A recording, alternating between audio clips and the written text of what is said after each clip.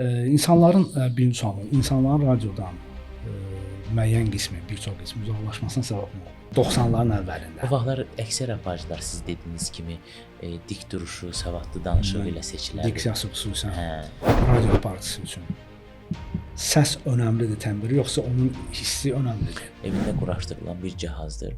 Yəni bütün bu şounun, bütün bu efirdəki baş verənlərin səbəbi o minnətlərdir.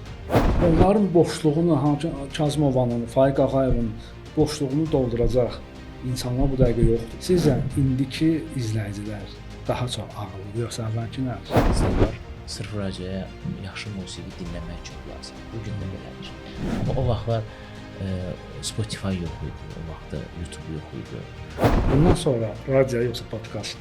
Radio mənim sığınacağım. Radio mənim özümü bütün qayğılardan uzaqlaşıb mikrofon önünə keçib danışıb təsəlli tapdığım yer. Ona görə hər zaman radio.